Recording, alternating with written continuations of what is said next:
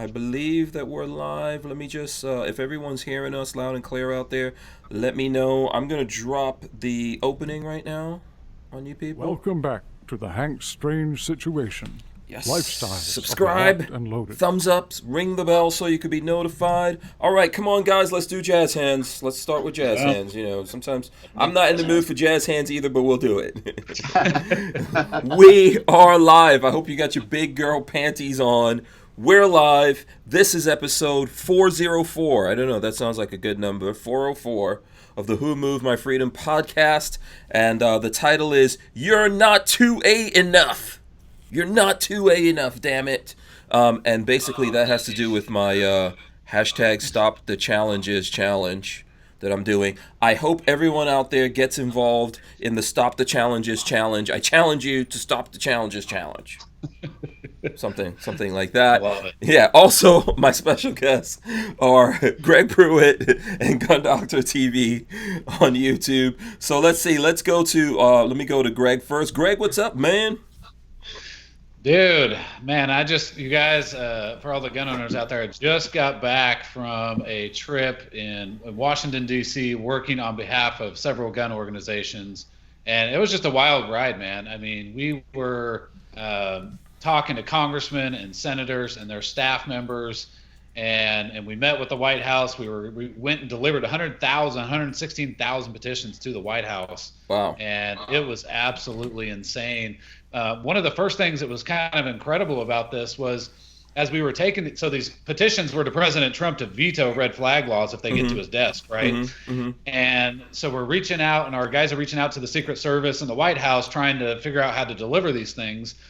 And they send us an email and say, we've never had anyone request to deliver actual petitions to the White House.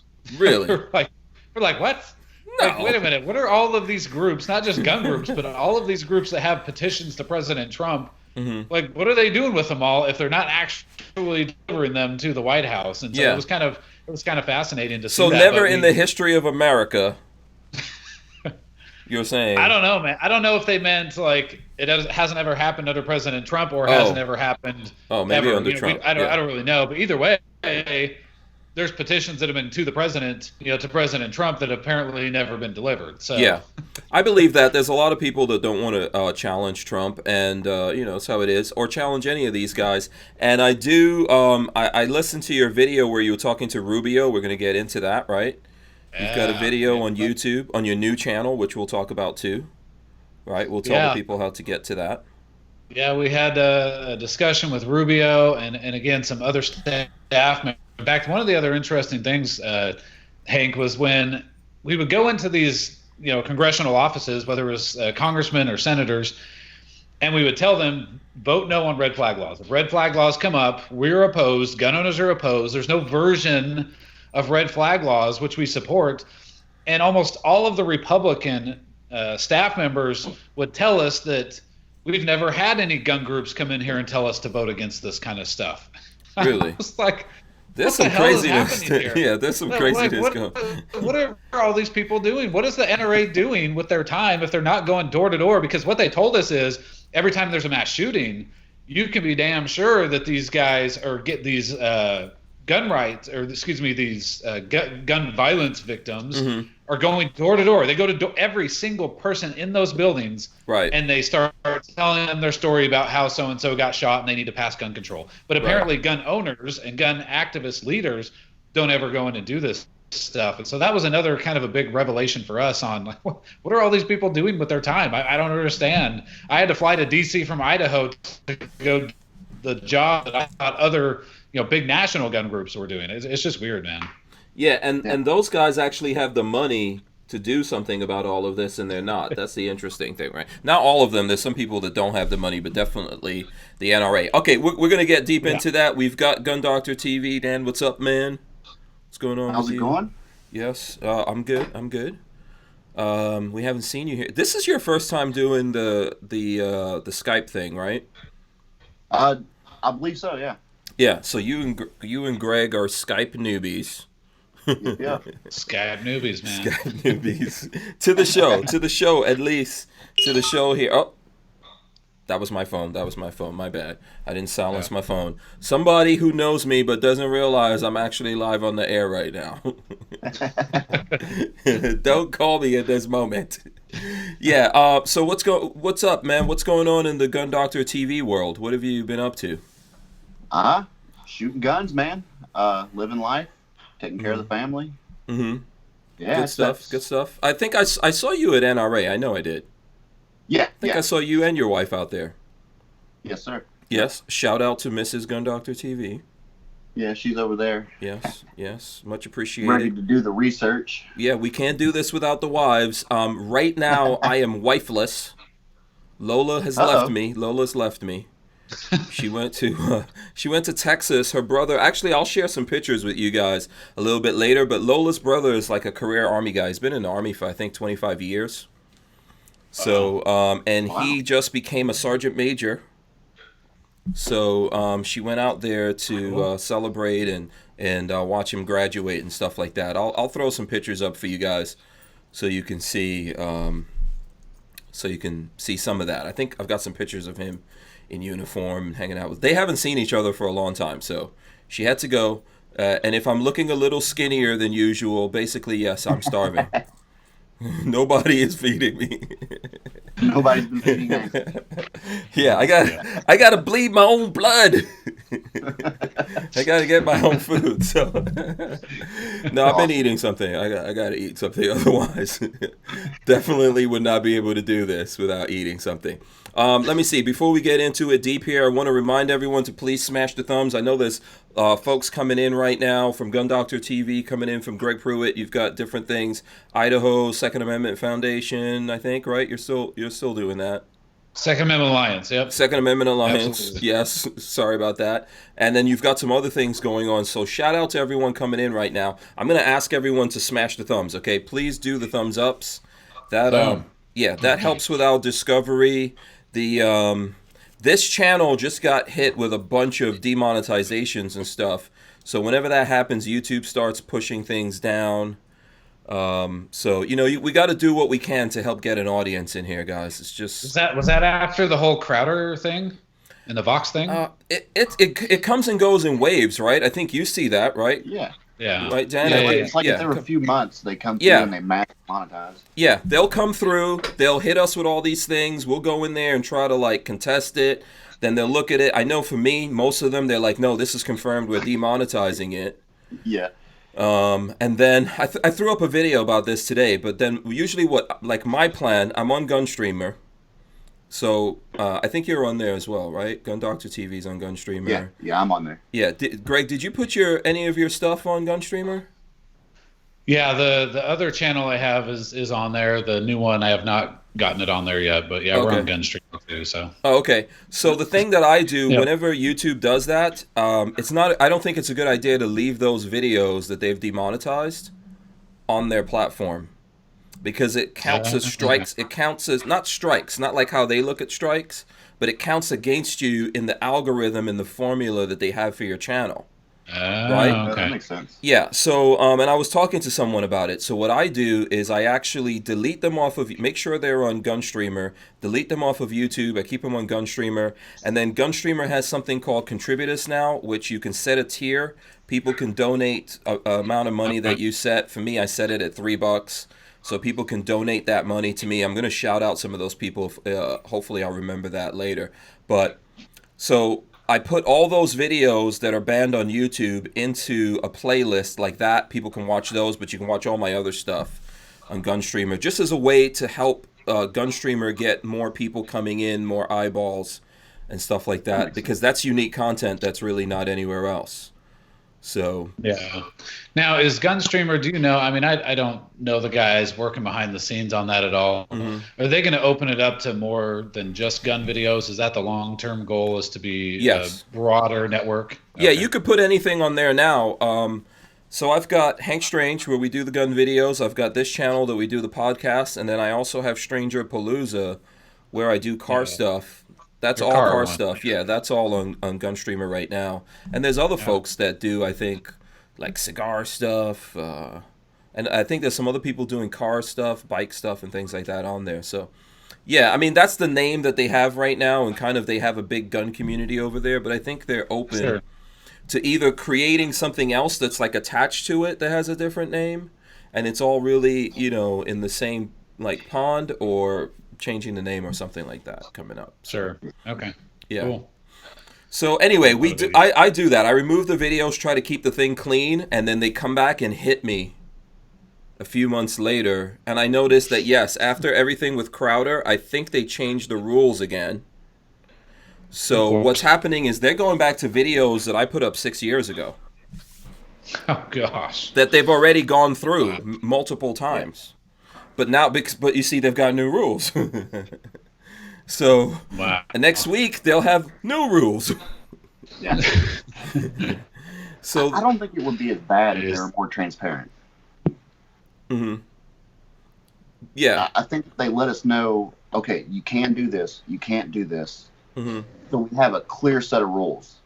Mhm. Because right now it's really vague. It's vague wording. I mean, it's ridiculous, really. yeah. Well, they can do whatever they want, I think, right? Oh yeah, absolutely. That's the thing. And we don't know what the rules are now, and we never really do know what they tell us some of the rules, but I don't think we have, they never say like, well, this is why we're doing this to you. That's the thing that they don't really say, but they do keep putting out, oh, these are our new rules. These are our new rules. Yeah. You know. Well, and a lot of people, and I'm sure you get this probably more than I do. People ask me, why are you still using YouTube if everything's demonetized, and why don't you just use, flip from one to the other? And in my opinion, it has always been, use the tools against them for as long as you can, right? I mean, until they completely ban you and kick you off, there's no point in not using that tool. I mean, let's be honest. YouTube has the best search, right? I mean, if I want to find a video, I can go to Google, put in a video of Hank Strange, and type in something, and it's going to come up, Yeah. right? Because of how the system works. Gunstreamer probably won't come up right now, the way that the whole system is set up, and so you use those tools against our enemies until they literally, ban Kick you you from the out. platform. At Yeah. that point, and you get like you said, you get a secondary one going. You keep promoting Gunstreamer, and your videos you promote Gunstreamer, and you just keep that going and keep people getting over there, so that if you do get banned, you've got somewhere else where you've got all your supporters. exactly. So. Yeah, I totally agree with that. I think I think that's the way a lot of people see it, that we don't, I'm not saying don't be on YouTube. I'm going to try to be on there as long as I can. It's good, like you said, for search to come up in the SEO, like if you're searching something in Google. Right. But it's also good for discovery, if you're trying to grow your channel, you need the biggest audience possible. So eventually, I think what's going to happen, what's happening right now is I've got over 1,000 videos, but that number keeps going down on YouTube because these videos keep having to get taken off, and eventually just whatever they think is safe, I guess, is going to be there. I'm not really sure what that's going to be. But I'll keep that channel open as long as I can, even if it's just to put out a video like I did today to say, hey guys, I'm on Gunstreamer.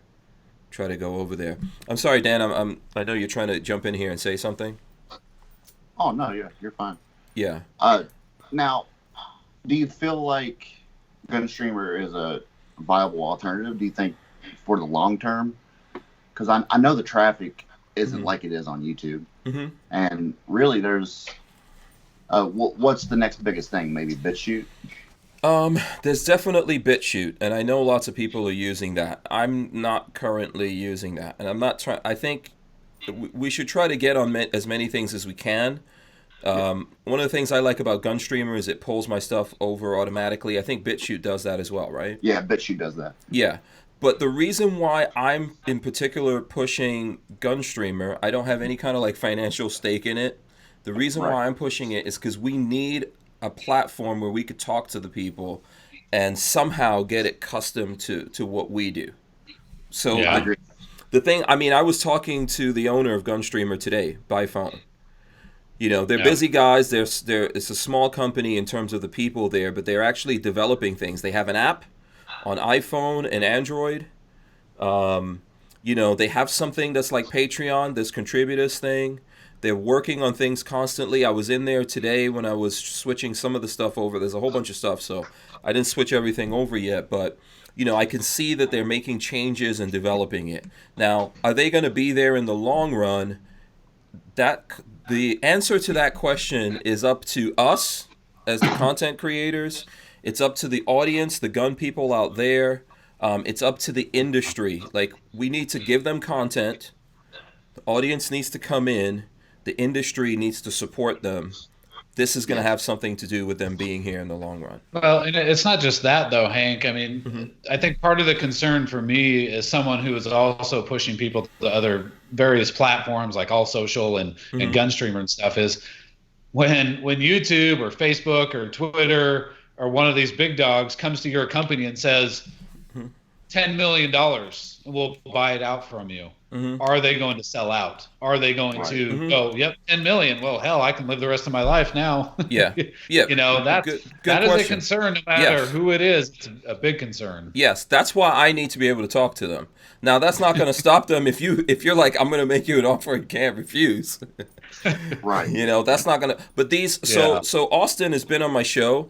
He was in the military. He's a nerd. He's a platform developer. He's a gun guy.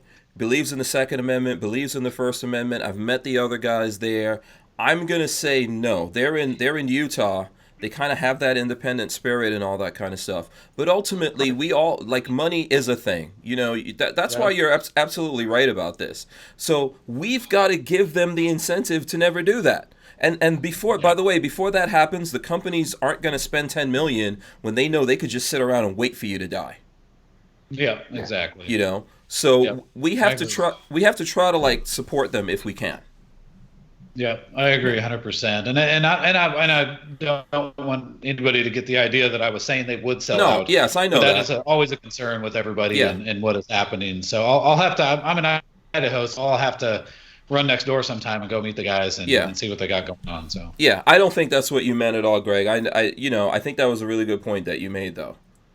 This is like a reality thing that we all have to deal with, and we never know that situation. I mean, that goes to what I wanted to talk about first, if you don't mind. I really want to get into things with you guys and catch up to you guys, but there's something that's been getting on my nerves lately. So obviously we have this thing going on in Washington, right?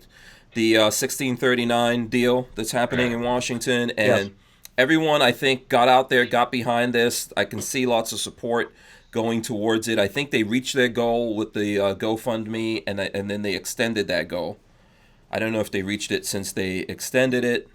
But I think there's some things happening in relation to that where it's kind of like a gun community thing where what we do is we send our folks out there, the people who support us, fans, whatever you want to call them, and they go out and they just harass other gun tubers, other pro-Second Amendment guys, and they just harass them as much as they possibly can to get something done when we don't, I don't know, Greg, what you're doing every day, but I know you're doing something to fight for the Second Amendment.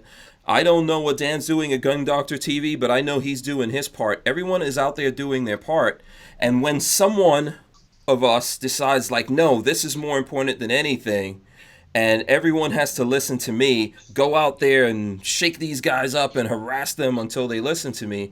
I think that is the kind of stuff that makes us not work with each other. Absolutely. And, it makes the gun community, whether you're on YouTube or what have you, it makes us look bad.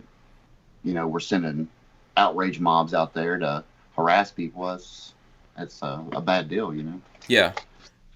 Go ahead, Greg. So I guess, so for those who are watching and don't know me, I am the political director for Washington Gun Rights and I-1639. And there's so much backstory to this whole thing. And it was done illegally. It should have got struck down by the Washington State Supreme Court, which is full of liberal activist judges. So that didn't happen.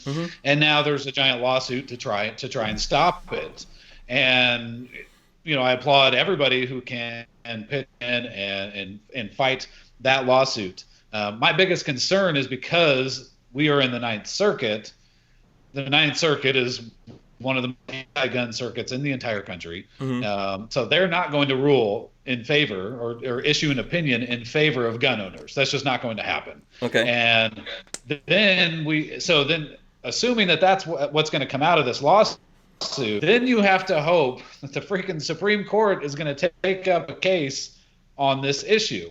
And the Supreme Court in the last 10 years hasn't taken up anything until recently. Now they're going to take up this case out of New York, but it's just like you're throwing all your eggs. It's tough. It's a tough deal. Yeah. Yeah. Right. In my opinion, the effort and the money and everything, if you want to really punish these people, is to go after the politicians and throw them out of office, the ones who are supporting this kind of crap. That's what needs to happen, in my opinion. Rather than, I support the lawsuit and I hope they win. But we are in the wrong circuit to dump a whole bunch of money, in my opinion, and hope that we win. Well, that's one of the things I think. That's one of the things that I think that's going on. We're just rushing to everything, and yes, we should support things. And if someone's out there, if someone comes and says, "Listen, guys, this thing's going on. These guys need some money. Who out there can help?" I think that's good. But I think when you say, go get these guys, go harass them or whatever, you create a fatigue. In the last couple of days, there's been people going on all my social media and harassing me. Even yesterday, I was talking about this, and then there was a guy who came back and, yesterday we had Guns and Gadgets on, right? And he said he gave money, and Babyface said he gave money. I was listening to them. We were talking about it. This guy was mad because I didn't say whether or not I gave money and how much money I gave. And there's people doing that. That kind of stuff, when you do that to people, you're going to rub people the wrong way. And the next time when you need help and when you're looking for something, people are going to tune you out. First of all, with me, it's just like a weird thing for me to be up there like telling people how much money I gave and all that kind of stuff, I think I should just get out there and do things and like, if I could do it, hey, let's give some money, whatever it is we have, let's do it, and do my thing. I don't think I should really be out there going, yeah, I gave money, you should give money, because I don't think that this is all about money. I think it is in some cases, and there's lots of things we could do. People could share this stuff. They could talk about it. Like you're saying, Greg, you could get out there and talk to the politicians. Get rid of the politicians. There's lots of things that we could do about this. But when we start putting this kind of like pressure on people, I'll tell you I made a post about this, and I should probably throw it up because I know that there's people who are like, what the hell does this post mean? So basically, I kind of like threw up a meme here. Let me see if I can get it to pop up. So here's the meme that I put up. It says in prison, pressure equals rape, and so and then I have this thing here from, I think obviously I think there might be like a little typo in this. Let me see. Yeah. Okay, I capitalized something. Anyway, in prison, pressure equals rape. That's from Danny Trejo. That's actually a quote that he said. And then Yankee Marshall says, hold my beer. On YouTube, we call it a challenge. And so I put up something called the Stop the Challenges challenge. Now, I'm going to explain what I mean by this. I saw Danny Trejo. Like, there's a lot of people think I'm a fan of Danny Trejo or something. I'm not a fan of his. Okay? This is a guy, I believe, that can't even, like, own guns and is very anti-gun. But he's in movies with a lot of guns. I've seen things that when he actually does movies and he's handling guns, the ATF goes to visit. Because he's a felon and he's not supposed to be anywhere near it. The reason why I put it up, I saw him in an interview and he was talking about when he was in prison and a young guy got locked up and he was in prison, he would pay these guys to come and make it look like they were going to rape this guy, right? And this kid would be scared, and then they would come in and go, hey, we'll save you. We'll give you protection. Yeah. So once they do that to the guy, to this kid, now the kid is theirs forever, right? They can make him do whatever they want. And this was his quote. He says, pressure is rape. In other words, you're putting pressure on people and you're forcing them to do something that they don't really want to do. And I think that it's a lot like what's going on here in the community when we try to force people to do something that we want them to do by having people go out there and say to them, you're not supporting, you're not a patriot, you're not supporting the Second Amendment, you don't care. This is what I've had people telling me, And like, I don't know, man. I don't know if I have to actually like quantify to people what I do personally to support the Second Amendment.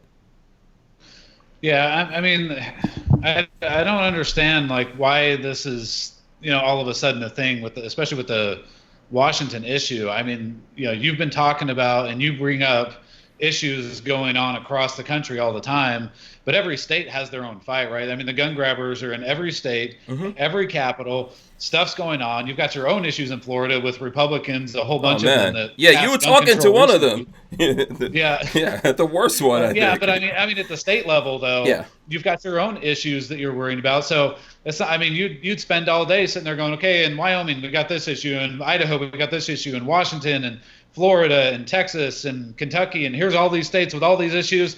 Hank, if you've got to get on and tell everybody about every single issue and tell people to give all their money. I mean, it would never end. So I don't understand what people are doing. Yeah, I don't think it's cool, man. And it's not even just like I'm talking about it, but I know there's lots of gun guys that don't want to talk about it, but the same thing's happening to them, and they don't want to talk about it. But it's frustrating and it's aggravating, and this is why these guys don't want to work with each other. And when I'm trying to talk to people and get things, look, I understand some of us just can't deal with each other. But there's others of us that if we just dealt with things differently, we could get support like you're saying. And we have to stop crying wolf as well. Like, we can't say everything is a do or die. This is the end issue. Yes. Yeah. If we do that, people are going to get burnt out and they're not going to pay attention to what we're saying. Yeah, I agree. Yeah. So, I'm sorry, go ahead. I don't want to, I'm a little bit mad about this. No, again, there's so many issues to fight on, and yeah, I mean, if you want to go help Washington State fight I-1639, which is an atrocious, absolutely huge infringement on gun rights on numerous, in addition to some other stuff that happened, then great, go do that and give it everything you got. I don't mind people coming to Hank Strange and being like, hey man, I don't know if you what's going on in Washington. Yeah. Would you mind putting this out there? Would you will be willing to put this information out there so gun owners know, and if gun owners want to support that effort, they can. Yeah. But to like call you out and say, oh, if you don't talk about I-1639, you're a communist and you want Rubio to implement more gun control or something. Yeah. It's just like it's getting crazy. It's not right. And I've seen people getting called names that I really there's a lot of stuff going on, and the name calling of people. The stuff that's going on, it's not cool. These are people who are on our side. Okay, they don't agree with us on everything. Some of them don't think that this issue or that issue is a big issue. But over the years, I've seen these people get out there and fight for the Second Amendment. Why are we now going to start calling them like, this guy, he's a coward. He's a traitor. He's not a patriot. Maybe he just doesn't agree with us or see it our way. But if we keep beating these people up, even when, like, let's say if we wouldn't have done that, something may happen and they go like, oh, maybe these guys have a point. But now they go, no, I'm going to do this to spite you. I'm going to ignore you to spite you. Right.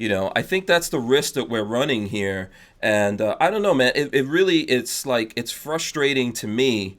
And I don't want to get into a situation where I'm trying to tell people how much I give up and what this costs me to do this, because then I feel like bad. I feel like I'm trying to, where if I start talking like that, I'm acting like, Greg, you don't give up a lot to do this. Yeah. I'm acting like Dan isn't giving up something to do this. Everyone is doing this. The people who are watching us right now, they're giving us their time to watch this.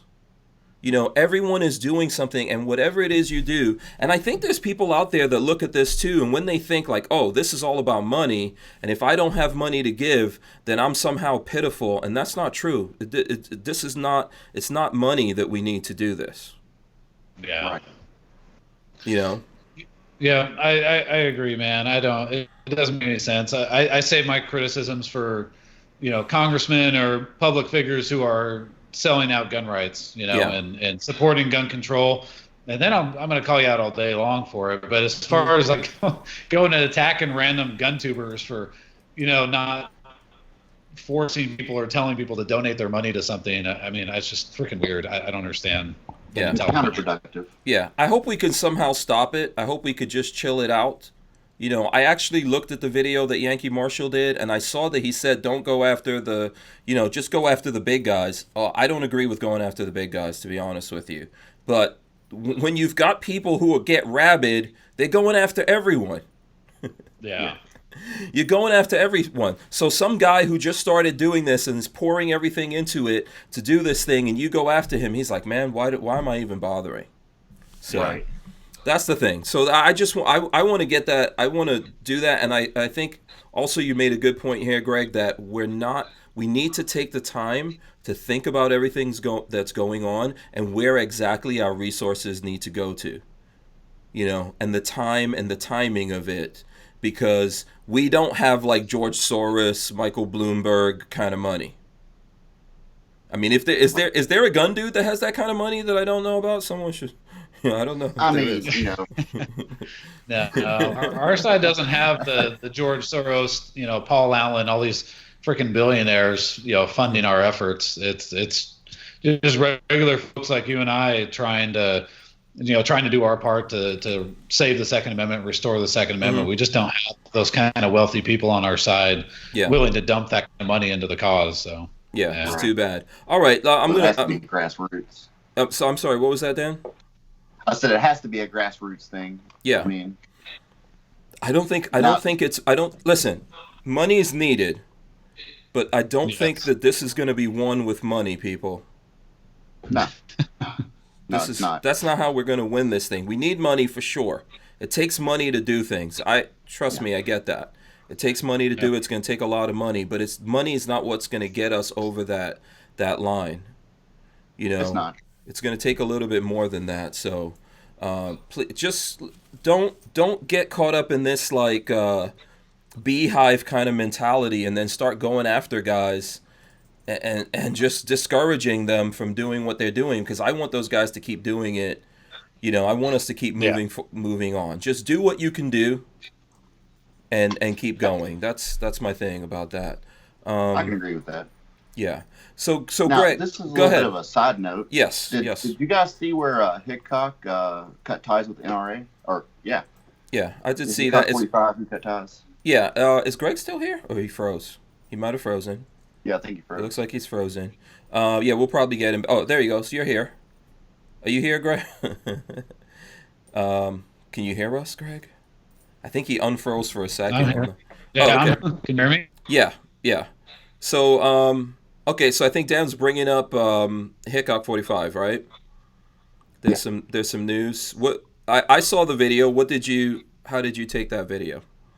Well, I didn't see the entire video. I saw the first 10 minutes of it, and I don't know. I don't know if it's a cave from pressure from viewers. I mean, there's a whole community out there that's anti Hickok, that's anti these bigger guys, because they see them as, I don't know, maybe someone who's sold out, etc. But I don't know. I thought it was interesting, at least. Yeah. What did you think about it, Greg? I don't know if you got a chance to catch up on all that, if you're aware of what's going on. I did. Somebody sent it to me earlier. I did have a chance to watch most of it. Again, I think obviously, I think this is all coming out as a result of what happened with Chris Cox. I think so. Whole other weird. I mean, this whole thing is getting really strange. Somebody write a freaking book on this thing, but I don't know. It's kind of like, really, now you're figuring out what's happening. I mean, I don't know the guy personally, so I just from my observations over the last little while, ever since the bump stock issue, really, it just seems like the whole thing is unraveling, and then now they're finally trying to catch up with, okay, well, we're going to back our name out of this. We're not saying don't support the NRA. Right now I'm saying don't support the NRA, because they keep stabbing us in the back. But so I don't. It's like they're trying to save face with the NRA folks, and at the same time saying, well, we don't support whatever chaos is about to come down the pipe. Yeah. So by the way, let me shout out SoCal Gunner. He gave us a couple of bucks. He says that's what happens in the internet. Yeet yeet. That's what he's saying. That's a whole yeet cannon thing. I'm kind of actually like sick of that right now. I don't even want to get into that, so I'd rather stick to this. Yeah, you know what? I think that, first of all, here's what I thought looking at that. So obviously, we've kind of been in several camps in this whole thing with the NRA, and Hickok is in a camp separate from a lot of us. So it's interesting to see him and Big John get up there and talk to the camera and say that they said they still support the NRA. I think what they support is the idea of the NRA, which we all do, right? Can we agree on that? We support the idea of what the NRA is. And I think that I can hear myself. Someone's audio's up too loud. Yeah. So anyway, I think that they support the idea of it. Maybe they support the institution. I don't know, but they won't ask their supporters or fans to join the NRA or give money to the NRA. That's basically what they were saying. Right. Which I think, okay, that's definitely a good thing. But if to me, looking at the video, I felt like they're struggling with something. Sure. And it took something I could see in their eyes. Like I'm not going to tell you guys I'm best friends with those guys, but whenever I see them at shows and stuff like that, those aren't mean, evil dudes. No, they're not. They're good dudes. They talk to me. I think they're aware of some of the things that I say about the NRA and stuff like that. But whenever they see me, they're always nice. They always talk. They're always nice to Lola and all that. They're good people. These aren't, just like I was saying before, these aren't our enemy. These are guys on our side. These are guys who we loved. These are, think about this. Like, how many of us out there have seen a Hickok 45 video? No, I have. Yeah. So we've all looked at their videos, and it's a tough thing for them to deal with because they're getting so much hate every day. Imagine, like, if we're getting hate. Imagine if I'm getting it and you're getting it, and these guys are so big. They're getting hate every day from a community that they thought, oh, these guys love us. Yeah. So they're getting this hate, and it looks to me like they're struggling with this whole thing. And I know that that's tough for a lot of people, and it's the reason why we kind of have to like make the argument to people. And some people take longer to make decisions. I don't think it makes them stupid. I think just some people. Hickok said this in the video that he believes in loyalty. Yeah, absolutely. Sure. So I think that that's what's making it tough for them to make this decision, right?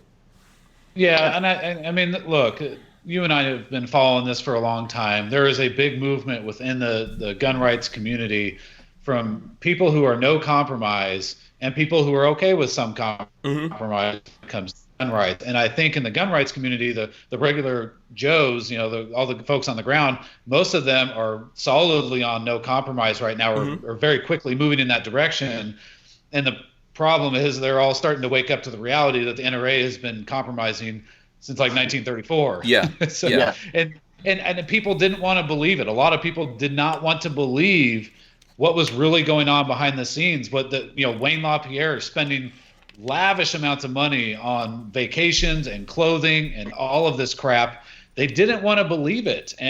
But it's all there. It's so obvious now. It's so obvious. Yeah, it's so obvious now. And so, look, some of these folks, it's taken them a long time, and hopefully they wake up to what the reality of what's happening. And so it stinks to see a big gun group go through this type of thing. But they made their own bed by compromising, by spending ridiculous amounts of money on all this stupid crap, and they've made their own bed, and now they have to lie in it. And gun owners need to hold them accountable. Yeah. Like, why would you give money? In my opinion, why would you give money to a group that's going to turn to help our enemies? I don't understand that. Yeah. I think that, like, okay, so for me, right, it's the same thing. Like, everyone's, you know what, I always say this. We all start off in the same place. So in other words, we all have to be born into the world. I don't know, maybe there's some people that weren't actually born, but most of us have to be born into the world, and we all die out of it. But in the middle of that, we're all at different places. So I can't speak for other people, but I know for me, I came to the Second Amendment and the NRA and all that kind of stuff within the last like 10 years of my life. When I started getting into guns, I started buying guns, and then people were like, look, you've got to support the Second Amendment. You know, if you like these guns, you want to keep having them, you have to support it. And then so my first thing that I did to support it was join the NRA and give them my money, but I was not aware of things that, like, maybe you and Dan, you guys were aware of all the things the NRA did in the past and all the trials and tribulations we went through. But, you know, so I was out there. There's videos you guys can find of me saying, hey, I'm a black guy, I support the NRA. You know, all of that kind of stuff that we all did. We all did that, right? So the thing is that I've been able to pivot faster, maybe because I don't have that long history of whatever it is. And then when I see these guys doing stuff, like I've had personal history with the NRA doing things.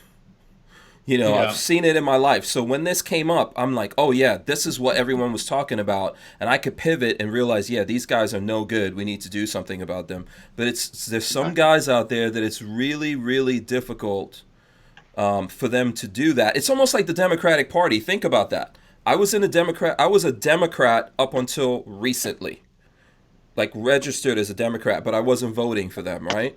That's because a lot of immigrants do that same thing that I was doing. They come to America, you get your citizenship, you become a Democrat, you think that's a good thing, and then if you're looking at it, you start realizing, oh no, that's not good. But also, if you think about it, like in the South a long time ago, people talk about this all the time, the Democrats were the ones that wanted slavery and gun control and all of that. But there's still people here in the South.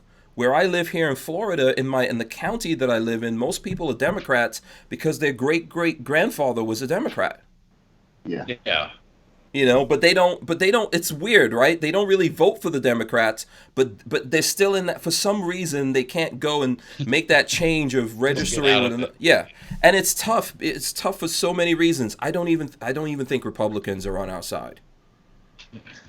No, most of them aren't. Yeah, you know, I wish we had the gun party. Again, like, forget about the party labels, guys. Yeah. You know, you see it in the comments all the time. All those Democrats, they're always trying to take our guns, and I'm sitting there going, so are like 95% of the Republicans. They'll stab your feet if they think they can get away with it. Right.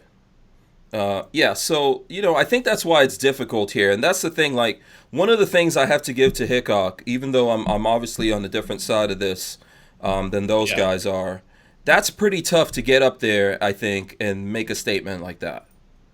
You know? I should say so. Yeah, that's a tough thing. It's a tough... And guess what? That's why we're all sharing it.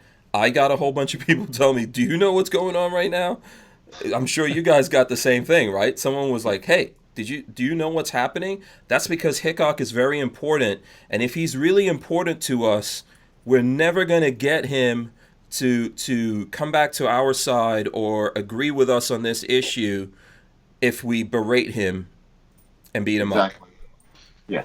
You know, we got to think about that. Yeah, and it's hard to say. You know, I'm watching some of the comments on the feed here, and a lot of people thinking that they're only doing it because of the heat that they're feeling from the gun owners, and maybe that's true. Yeah, you know, maybe it took the gun owners, you know, enough heat to put on these guys to wake them up. I don't know. Yeah. Well, don't kick them now. What I'm trying to say is don't kick them when they're down. Don't be that person to kick a man when he's down if this man has been your friend in the past. Right. Yeah. That's what I'm saying. I mean, I got no hate for Hickok. I mean, when I first started, I think I had 2 videos out, and he gave me a shout out on his channel, and that really, that really gave me a boost. And so I got no hate for the guy. Mm-hmm. Yeah. But we need to be supportive of each other for sure. And like you said, this had to be hard for him because he's got that long storied history with the NRA, and it couldn't have been easy to come out in front of everybody after saying, go join the NRA, go join the NRA, and then say, well, we're cutting ties. We still support him, but we're cutting ties. So I think that had to be good on him. Yeah. You know, I think that it's good that a lot of people were looking at it. What I hope is that people aren't like kicking him when he's down. Let these guys go through their process. Let everyone go through their process. I know that this kind of seems desperate, and it is. this is a tough situation that we're sitting in right now when it comes to the Second Amendment, because we've got Republicans, we've got the president giving away the Second Amendment at the same time that Democrats aren't even celebrating Republicans or the president attacking the Second Amendment. They're like, you're not doing enough, right? So it's a tough time, but we've got to be careful, man, because we're going to need all of us in this thing. We're going to need all of us in this thing. And I see people don't realize this. Like I like Colin Noir, right? And I see the stuff that he goes through for this, and it's weird. I think about it all the time, because it's the same thing with Colin, that he was out there when he was making the videos and rants that we loved. We were all down with him. Yeah. And now there's lots of people like just, shitting on this guy, and I get, and like I see where I get where people are coming from, but it's not cool what you're doing. You're pretending like he wasn't on our side, and he still is on our side. It's just that he works for an organization. He's in a weird position. He doesn't have as much power as we think. Right. Yeah. See, my issue with and I like Colin as well. I think his videos are great. My issue as an activist leader in the gun rights community has been, why in the world are we paying this guy and Dana, who are great people, awesome people? I've read Dana's books. I have her books. Why are we paying them so much money? There are literally fights going on in Washington. You want to be angry about the lawsuit in Washington, you should be looking at the NRA, the top executives, going, what are you spending millions of dollars on NRA TV and all these contracts with these celebrities, when the people in Washington state are getting screwed by their government? Why isn't that money going somewhere else? Yeah. That is a legitimate attack on not those two individuals like Dana and Colin, but on the idea of, why do we need to pay these celebrities to make these really neat looking videos? Is that really necessary? No, I don't think so. I don't think it's necessary. I don't think so. No. Yeah. It's a weird kind of situation there, I think, that and this is the double-edged sword of what he's dealing with, right? He wasn't as big as he was now, I think, when he was big, everyone knew who he was, but he didn't have the kind of numbers until the NRA came along, and then they invested a lot of money into basically what we see today. There's a whole bunch of people outside of the real super gun guys, which we're in that super gun guy circle. There's a lot of people outside of that know him because of what they did, and now that thing has kind of like turned on him, right? And it's because of all this money they spent, and it was probably a great thing for him in the beginning, but I'm sure today it's not so awesome. And it would have been better to have his own independence and be struggling. I mean, I can't tell you guys, I know, like when I saw it, I was like, oh, wow, these guys came in and they did all of this. But in the back of my mind, I've always said, I've had these conversations, like I would rather not sign on that dotted line, because once you do that, you've made this commitment now. And it could come back and burn you. And I think that's what's happening. And I 100% agree with you. Why is that money being spent in that way? You could still have these people on your side, but maybe you're supporting them a little bit instead of 100%. But the reason why the NRA didn't do it, Greg, is because the NRA wanted to have ownership over people like us. This is the reason why they chose to have certain people out there and give those people a tremendous amount of money and put all these resources into them, because then they would have them in lockdown. Yeah. Absolutely. And that was a bad decision for the NRA to make, but they did it because they wanted ownership. Instead of looking at social media as it was growing and go, wow, there's a bunch of pro-Second Amendment gun guys out there that we could help them and they could help us. Let's see what we can do for all these guys. They looked at it like, let's see who we can own. Let's see who we can lock down into things. And this is what's happening today. And now the bed sheet's been pulled back on that, and we can see how much money exactly is going into it. And we're like, oh, wait, that's I'm not going to keep giving money for that. I know, I agree with you on that, man. I'm not going to give money for that. And it's not because of Colin Noir. I think Colin Noir should have a lot of money, but maybe it shouldn't come from the NRA. Maybe that would make him more free to do things. I can't imagine if Colin Noir had his own YouTube channel where he just did gun stuff similar to what you're doing. He has a massive following. I mean, I can't imagine that there wouldn't be a bunch of people giving that dude $5 a month to. If he quit today, videos. I don't know whether he could quit or not. So I'm not trying to make him do something. We're talking hypothetical. If Colin Noir quit the NRA today, we would back him up as we should. I'm not saying everyone should go out there, just like the conversation we had, but a lot of us would go, okay, man, I got you. I know what it is. Yeah. Right? You're going from that to this, but we need you. Because who have you seen on TV as much as Colin Noir? Who have you seen on Bill Maher, Joe Rogan? And when he did that, he was good, man. He was good. Absolutely. You know, when he was talking to Killer Mike, the rapper, right? From Run the Jewels. I don't know whether you guys know about that or not, but that's a big rap group in America. You know, he did good stuff for us. We need him on our side. So I think that, yes, a lot of us would give him that same... Listen, maybe it'll go down a little bit, but ultimately a lot of us would get behind him and try to support him. And that's the way that should be, you know? And I don't know if those people are going to listen to me, but I would say if you can, get out of there because the ship is going down. It is. Yeah, I've never seen anything like this, man. I'll be honest, the whole Chris Cox thing threw me through a loop because I can't stand Chris Cox. I can't stand Wayne LaPierre. I think those guys keep selling gun owners out. And now the NRA all of a sudden turned on Chris Cox and said, you were attempting a coup. And it's just like, dude, what kind of movie are we in right now? Exactly. Yeah. They're eating themselves now, right? They are. Yeah. We've gotten to a desperate... I don't think this is the bottom. No.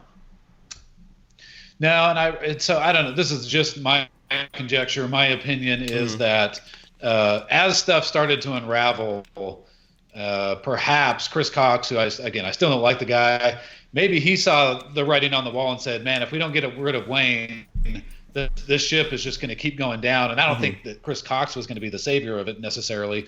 And so maybe he did go back and forth with somebody on potentially trying to replace Wayne. But Wayne's been around forever, right? He built the NRA into the compromising garbage that it is, in my opinion. Yeah. And he's going to go down with the ship. You know, he'll steer it one way, and he's going to steer it the other way too. And so I don't think anybody's going to be able. Everybody that's tried to challenge the guy has been ousted now. So it's getting ugly, man.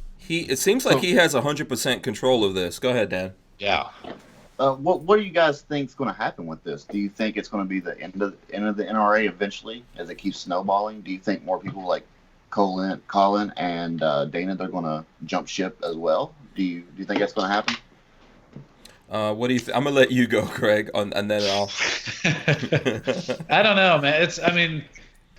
A big organization like the NRA does not fall very easily. No. What's hard for me about the NRA is we've got to have people willing to step up and fill that void if it does happen. You know what I mean? So if Wayne LaPierre decides to step down tomorrow, is the NRA all of a sudden going to turn into this no compromise, hard hitting, boots on the ground activist organization? I don't think so, because I think quite honestly, the NRA and a lot of the board members of the NRA are filled with a bunch of older guys who have been around forever, and they don't want to get into the dirt with the Republicans, especially, and hold these Republicans accountable. They don't want to do that kind of stuff. So Wayne LaPierre gets replaced, great, which I think is good, but honestly, I don't think it would change anything. I think maybe the spending might get better, as far as them not wasting as much money, but as far as compromising go, which is my big issue, I think the NRA will continue to compromise no matter who's running it at this point. Yeah. By the way, okay, so real quick, I'm going to show those pictures of Lola when we get to like 100 thumbs up. So I know there's more than 100 people watching. You guys can help us get there, and I'll show the Lola. Everybody wants to see Lola. I'll show the Lola pictures. So, yeah, smash the thumbs if you can. I know there's lots of guys out there. So here's the thing. I think that LaPierre did like Putin, basically what Putin did. Because LaPierre already replaced himself. He's not the president, right? He's like... Isn't he? What's his actual position that he holds? Like that, he made the presidency into kind of like a figurehead thing, right? Right. Yeah. Yeah. So he already did that, and let's say he does that again, and he moves himself down to like third position, like Putin did, and put someone else in there, and everyone's like, "Oh yeah, we got rid of Wayne LaPierre." He's still gonna be getting money. he And set it's all still of this. interesting Yeah, behind the scenes. yeah. His golden parachute is huge, right? So he's still going to be somehow involved. We just won't think he's involved. I've seen this so much in corporate America. I remember once I worked at a hospital, like a very, it's like a big hospital in New York called the Hospital for Special Surgery. They do bone stuff. They worked on athletes and doctors and all that kind of stuff. And the president actually embezzled money. So he had to leave, and they got another person in there. And one day that guy came in, and I was like, "What's going on?" Why? Because they were like, "Oh, you got to take care of this guy," but we don't want anyone to know he's here. The hospital still paid for him to get a car, phone, all kinds of stuff. They were still paying him a salary, but they didn't want anyone to know that he still had stuff to do with it. This is pretty much going to happen with the NRA. So I would agree with Greg that it's probably not going to make that much of a difference. It probably needs to shrink. And those of us who think the way that we do, we need to either create or support other organizations that can do what we need to get done and just not worry about what the NRA is up to. If they want to keep up that pretense, let them keep it up. Yeah. Yeah, and that's, when I was in D.C. this last week, I was there on behalf of two state-level groups with Idaho Second Amendment Alliance and Washington Gun Rights. But additionally, I got the invite from my friends at the American Firearms Coalition. Mm-hmm. And the American Firearms Coalition said, "Hey, do you want to come?" Mm-hmm. And we all run state-level groups. And they said, "Hey, we're going to take these petitions to the White House. We're going to go into the halls of the congressmen and the senators. And we're going to go door to door. We're just going to start pounding pavement and stuff." I was like, "Hell yeah, man, I'm down." And so we went to Washington, D.C. and the White House, and we tore it up on the ground for gun owners. And it was incredible to see how many gun owners were going, "Why doesn't the NRA do what you're doing? Why publicly, like visually showing you, hey, mm-hmm. This is the work that we are doing?" And I said, I don't know what to tell you, but this is what we're going to do with the American Firearms Coalition. We're going to go grassroots up, and we're going to fight for gun owners, and that's how we roll. So yeah.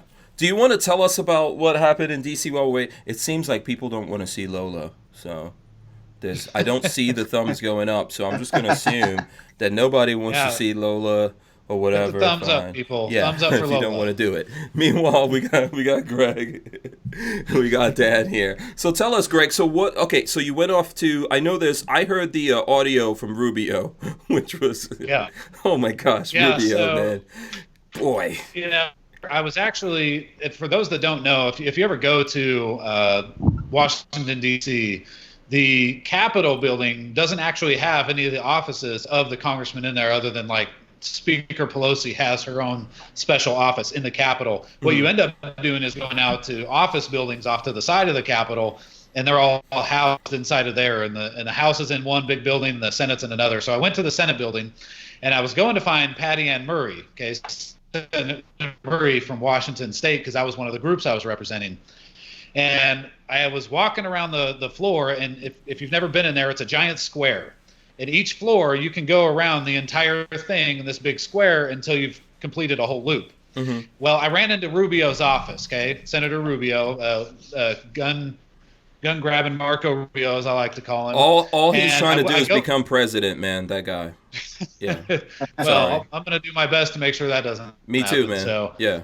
Yep. So I go into his office first, and I start talking to this person running the desk, and there's like 15 people in this room, and he's not in there at the time. Mm-hmm. Okay, so there's like 15 people in this room, and I go up to the front desk person, and I very politely but firmly say, I'm here with the American Firearms Coalition. A message for Senator Rubio: stop pushing flag laws, right? And so I go big long spiel. You're helping Dianne Feinstein. You're helping Chucky Schumer, and the whole time, the whole room is dead silent. Everybody's just watching me go off on Marco Rubio in his own office. And so I get done and I leave. And what I had done was I was taking selfies with these plaques outside of their offices so people could see that it was me and they could see where I had visited. Mm-hmm. Well, I walk around to the other side of the floor and I look down at my phone and I realize the picture's blurry. So I go back around, I take another selfie with his plaque, and I walk about 40 feet from his office, and I start looking at my picture, and behind me I hear, "Hey, Senator, we were just coming to see you." Mm-hmm. And immediately I was like, wait, what? And so then I hear Marco Rubio's voice, which is very distinct, right? When you hear Rubio's voice, you know it's him. And so I start fumbling with my phone, and I get my video recorder going because I want to make sure that what I say is not misunderstood and what he says is not misunderstood. Right, just in case you get arrested. Yeah, Right. just in case I go to jail, I've got proof. Yeah. And so, unfortunately, when I have I'm holding the phone up like this, and I thought I hit the button to turn it around. So the video, there's actually a video, but it's also only of my chest. But you can hear the audio very clearly. And so, we just go back and forth. He's booking it towards an elevator, and I'm following him. And we're having this discussion back and forth on red flag laws. And he kept trying to, weasel his way out of the conversation. And I just kept telling him, look, gun owners are pissed that you're doing this crap, and holding him accountable. And honestly, Hank, that's what it's about. Yeah. He's a Republican. Do you think an NRA lobbyist ever would have done what I did to Marco Rubio? No. Not in a million years. I'm going to say no on that. Yeah. Not a chance that they ever. And here's the thing. I was respectful. I used his title. I didn't call him names. I wasn't doing anything like that. But I was letting him know that we were pissed that he was supporting red flag laws and that he should stop doing it.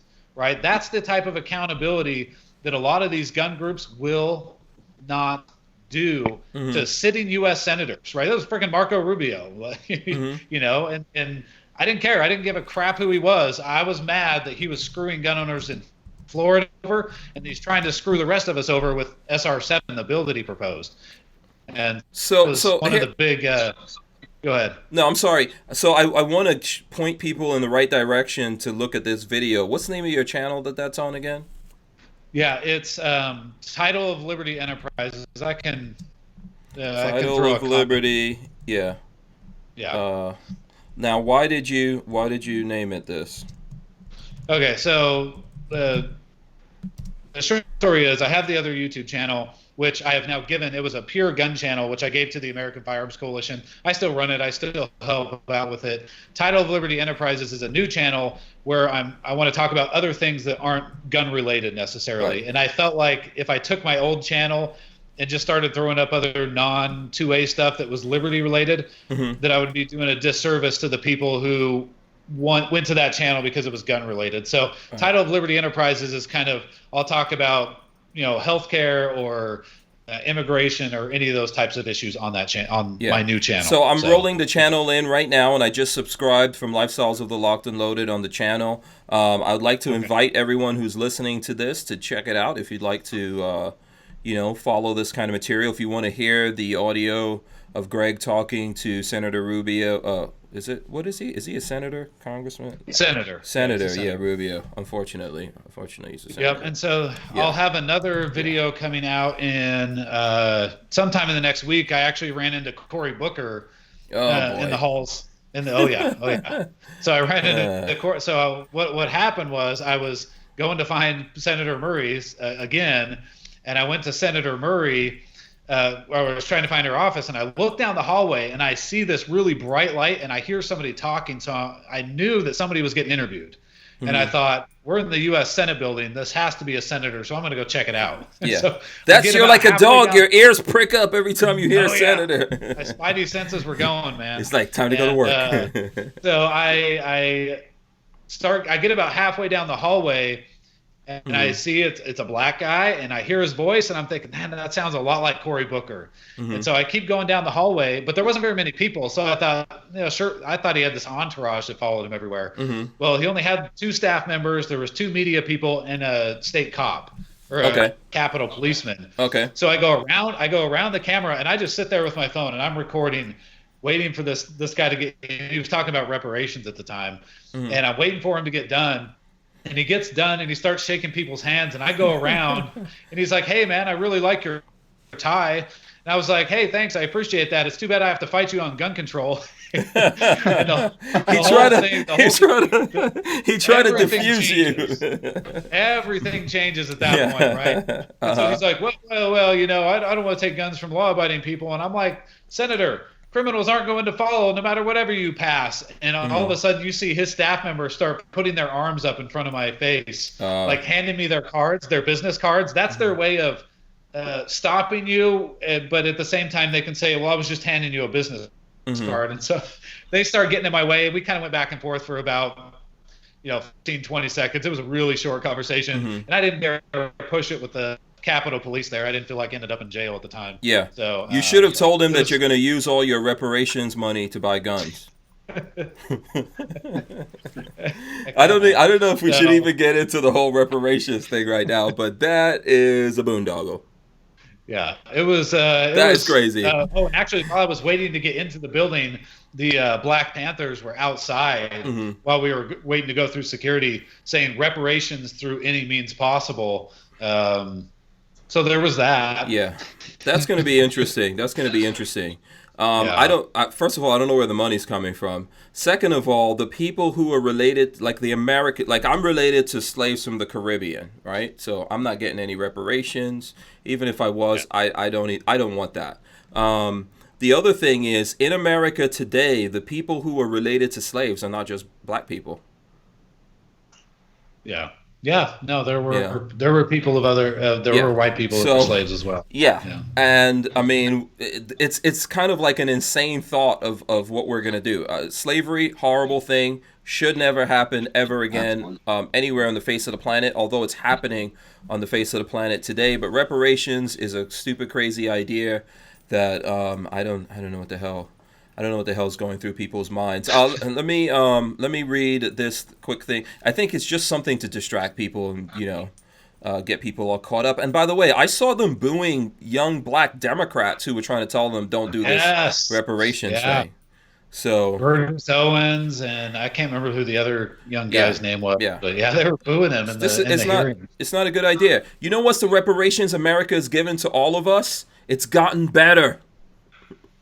Okay, it's gotten better. And on top of that, you know what? If you really want the people who are responsible for slavery that happened to the Africans, the West Africans that came here to America, you might want to start with the West Africans that sold them into slavery too. Are we going to get some money from like Ghana, Nigeria? Are we going to go get some money from them? I don't think they have money, but that's not going to work out. We don't have any either. John Blaze gave us $5. He says the board needs to take over the NRA like Wayne did in mid-'70s. If not, the NRA could be bought out by Bloomberg if they crumble. Here's the thing. When he took over the NRA, he locked all the rules down so that no one else could do that to him. Yeah. Right? Well, and they changed it now, right? So in order to run, you have to have been a life or a board member or something like that for 5 years. Is that was life member or board member? I can't remember. Yeah. So they're making it harder to challenge. Yeah, they upped it. I think now you have to be a life member plus someone that's already on the board has to like certify you. Remember they put a whole bunch of rules in there at the recent NRA. So he locked it down even more. I'm trying to tell people the NRA is a lost cause. Like even us talking bad about them is a waste of our time and energy. I'm with you guys. I'm not a fan of the NRA. We're wasting our time and our energy going after them. They're going down by their own hand. They're getting hoisted on their own petard. Let's move on and do some other things because we could get distracted by that dumpster fire that is the NRA and then let Trump and a whole bunch of other people do craziness that we're going to have to live with. Right. Yeah. So we got to move on from them. I just really seriously don't think there's any way to take them over, guys. It's not going to happen. Man, what do you think, Dan? You think it's possible? Yeah. What do you think about that? Honestly, I think like you, I agree with you. It's a lost cause. We need to put our focus somewhere else in more positive places. And like what Greg's doing, he's out there, he's talking to people, he's talking to these political figures, and I think there needs to be more of that. I think the NRA should be an afterthought, and just let them burn themselves down. Yeah, just like Rome, let it fall from the inside. Yeah. Let's figure out how to support the GOA, other organizations out there, people like Greg doing what he's doing. Let's do that with our energy. Yeah. I want more pit bulls like Greg out there. How about that? Yeah. That's what we need, right? It's fun, man. But yeah, we do. We need a lot more gun owners willing to, and again, you don't have to be rude or condescending to these people, but you don't let them off the hook. No. I mean, I I had a minute and a half. Go watch that video later on after the show. It's a minute and a half long. It was a very quick conversation. And he's a smart guy. He's a politician. If I didn't interject and interrupt what he was doing, he was going to take up that entire minute and a half till he got to the elevator and those doors closed, right? Mm-hmm. He was not going to let me get a word in edgewise, but I didn't let him off the hook. I was going to hold him accountable for supporting red flag laws. And I don't care that it's me. If it was anybody else, to me, make that stuff go viral all over the state of Florida, right? Absolutely. You want to make him feel pain for supporting red flag laws, Marco Rubio? Share that video all over the state of Florida, mm-hmm. and watch his opponent pick that up and go, yeah, see, he was screwing gun owners and he was running to the elevator. I mean, I would use the living crap out of that if I was his opponent. Yeah, yeah. And here's the thing that people don't realize. For you doing this, because I know I've gone through some of this, in the background of what I'm doing. For you doing what you're doing, you're making yourself an enemy to the establishment. Oh, yeah. On the Republic. And people think that's some kind of joke, but they're always going to remember that Greg did this. So if at some point you've got to go on and do things, these guys are going to go, oh, by the way, that was that guy. Yeah. They don't forget this kind of stuff. We got attacked by the Attorney General's office here in Idaho because we had a guy, a legislator, Republican legislator, who was a powerful committee chairman. He was in office for 32 years.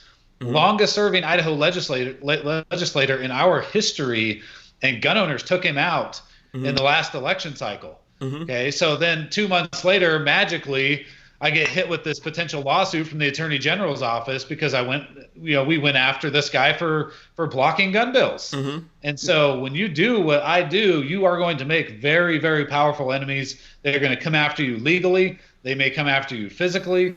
They're going to, you are going to get bombarded with a lot of stuff. And that's something a lot of gun owners don't want to deal with. And that's why they don't get into the fight. They're like, oh, I want the politicians to like me. And so I don't care how much they stab me in the back. I want access to Wayne LaPierre and all these other activists, so I'm going to buddy up to them and I'll defend them no matter what they're doing. Yeah. It's like, no, screw that. No, screw that, man. If you ever see me compromising on gun rights, I expect you to call me out. Mm-hmm. I expect you to attack me for doing that. I'm never going to do it, but I would expect you to. So that's how we have to hold politicians and at least say, hey, Greg, I think you're straying a little bit off the path here. This is like, I thought this was the plan. This is what we're supposed to be doing. Our job is if I see those guys, I give them a piece of my mind. Yeah. I believe that's my job. Now, there's no cameras rolling a lot of times when I do it. Yeah. There's no one taking pictures or anything like that. Yeah. But there's people who get mad at me. Yeah. Well, but that's what we need to do, though. We need to do it. I guess, in hindsight, I could have had that conversation with Rubio and not tried to record it. But the reason I recorded it wasn't for my own fame and gain of, I don't gain anything. My situation. Yeah. I wanted to show gun owners that it's okay.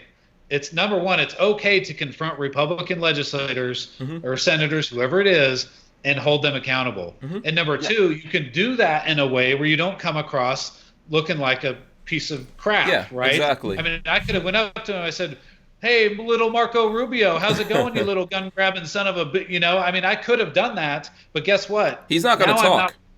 No, number one, he wouldn't have talked, and number two, there would have been a whole bunch of gun owners who said, well, wait a minute, this guy's kind of a POS too. He's not, so I respect what Marco Rubio's position is, but I'm not going to let him off the hook at all. So absolutely. I think you did it the right way. Did you get a chance to listen to this, Dan? Oh, yeah. Okay. I watched it yesterday. Mm-hmm. That was awesome. Yeah. Greg, good on you, man. Yeah, man. Good on you. Yeah, it was fun. It's a good thing you need to record it because I think, like you said, first of all, for your own, in case something goes wrong or whatever. But yes, people definitely need to see that we can have like a respectful discourse here. Ultimately, it's going to come down to voting where we're going to get these guys. With Rubio, we need to get him out of office. Yeah. Okay. Any of these Republicans, like I'm here in Florida, any of these Republicans that are voting for gun control, I don't want them in office. This is what happened with Scott. I got a lot of heat here on this show because I refused to support Scott to become a senator for Florida, and people were like, "What's wrong with you? This guy put gun control in Florida. How are we gonna vote for him?" Oh, that means you're going to Right. vote for a Democrat then. No, I'm not going to vote for him. Yeah. You know? I mean, come on. We can't, if you reward these guys for doing the wrong thing, they're going to keep doing it. Yep. Yeah. You know, we need to take them out. You know what I was going to ask you guys about this, and I'm really interested in what Dan thinks about this as well, so I'll probably start with Dan. Okay, I have a theory that gun guys out there are not mad right now. They're not woken up and active under what Trump is doing because they can't find their way to getting mad at Trump for some reason. It feels like they need Ocasio-Cortez or somebody up in there before they get mad. What do you think about that? I think you're right. Trump derangement syndrome goes both ways. It's a two-way street. There's people who are completely blind to his policies and what's going on with his stance with the Second Amendment. And when he was running, I thought to myself, well, what's a New York Democrat running on a Republican ticket for? Mm-hmm. And so it didn't surprise me when he came after the Second Amendment. Mm-hmm. I wasn't surprised by it at all, and a few of my friends were, and they were, it caught them off guard. Mm-hmm. And the other thing, I think you're right. People need a bad guy to look at. They need a AOC to look at. They need someone, a commie, to hunt down, so to speak. Mm-hmm. And I think it kind of distracts from some of the issues going on. Mm-hmm. I don't, and like you're saying about like a Democrat from New York, right? I was a Democrat from New York. That doesn't mean that person can't be pro-gun, but they have to prove it. Is what I'm saying. You can't just go like put an R on your name, and then now you're all about the Constitution. It doesn't work like that. You have to get out there and actually prove it. Right? Yeah. I mean, how many fundraisers did Trump have for the Clintons? How many? It's I don't know. I think he pulled the wool over a lot of people's eyes. Yeah. To be honest. Also, what did he do that the NRA thought that this guy was pro-gun? I don't understand it. I don't know if you do, Greg. I'm trying to figure out, what was it? He had a revolver, that he was one of the few elite people in New York City who was able to have a concealed weapons permit? Yeah, I mean, I've said it from the beginning. Trump has never been a gun guy. He's never been a pro-gun guy. His son may be a bigger pro-gun person than he is, but President Trump's just not. That's not him. He's not a gun person at all. He's a economics person, if you want a business person, right? Mm-hmm. And so I wish he would just stop talking on Twitter when it came to at least the gun issues. Fine, if you want to get on Twitter, but when it comes to gun stuff, just stop talking, and that was our message to President Trump when we went to the White House and to all the congressmen and senators we met with, is if you, especially the Republicans, if you keep pushing red flag laws, like President Trump said, right? Take the guns first, due process later. That's what a red flag law is. Yep. I said you are going to cost not only yourselves the election, but you're going to cost the president the election, because gun owners will stay home. Mm-hmm. Like, we've already got the bump stock ban, we've got the fixed NICS. Mm-hmm. Now they're looking at suppressors, Republicans supporting potential suppressor regulation, right? And they're supporting red flag laws. I mean, what motivation do gun owners right now have to go out and vote, other than the fact that, maybe Crazy Bernie or Crazy Joe or, Booker or somebody is going to be worse? You better hope that that's the case, because right now I'm seeing a lot of gun owners saying, I'm not voting for Trump. I just can't take this gun stuff anymore. Yeah. So I don't think that, like, someone saying that we all thought he was pro-gun. I think a lot of people, I know I voted for Trump. I'm not going to lie about that. But I think because we weren't going to vote for Hillary. And then I think, in the Libertarian Party, it was pretty obvious that those guys weren't they weren't pro-gun. Hillary wasn't pro-gun. I don't like Hillary for anything. I'm not going to vote for her. I would have rather voted for someone in the Libertarian Party, to be honest with you. But it seemed to me like those guys were also there. And I was hoping that maybe his sons would have some kind of influence over him. So I was like, okay, in the end, he's probably not going to be pro-gun. Maybe we'll get some people in the Supreme Court and all those kinds of things. Because ultimately, the president's going to have a lot to do with who sits on the Supreme Court and some other stuff. Sure. I don't regret it, but we're the ones that have to hold his feet to the fire and say, okay, but he did put out a message of being pro-gun just by going to the NRA convention and saying, "Hey, I'm gonna be for guns." Yeah, well, and I think we have to also distinguish to me, there's a difference between pro-gun and pro-Second Amendment, right? And I know you use them interchangeably, right? But for those watching, I usually try to say pro-Second Amendment because there are people who love guns who suck when it comes to defending the Second Amendment and shall not be infringed. And so President Trump may be pro-gun, so to speak, but I don't think he's really as pro-Second Amendment as we want him to be. He's proven that he is not. And the problem is he is looking, okay, so we've established that Trump is not a gun guy. He's not a Second Amendment guy. That's not his issue. Well, who is he going to look to guide him on the issue? He's going to look to the NRA, right? The big dog on the block. He's going to look to the NRA. Well, the problem is the NRA is giving him crappy advice. Like, hey, bump stocks, yeah, go ahead. Fix Nick, sure, why not? And so red flag laws, sure. We got a minute-long video of Chris Cox supporting red flag law. And so he's getting that advice from the group who he assumes is the representation of gun owners because there are like 5 million gun owners that are NRA members. And so our goal when we went with the American Firearms Coalition was to go and say, look, you're getting really bad advice. You're not a gun guy, fine, but here's the reality. Gun owners on the ground are pissed off at the NRA. They're not supporting the NRA right now in their support of red flag laws. Stop doing it. Stop looking at suppressors. Don't even touch suppressors, which we are told he has gotten some better advice on the suppressor issue because he, remember he said, I don't really like the things. We are now being told that he's getting better advice on that issue and that it shouldn't go anywhere. Okay. That's what we're being told. So yeah, let me get this in here. I don't know if you had something you wanted to say, Dan. Let me get this comment from Ant Diesel Vision in real quick.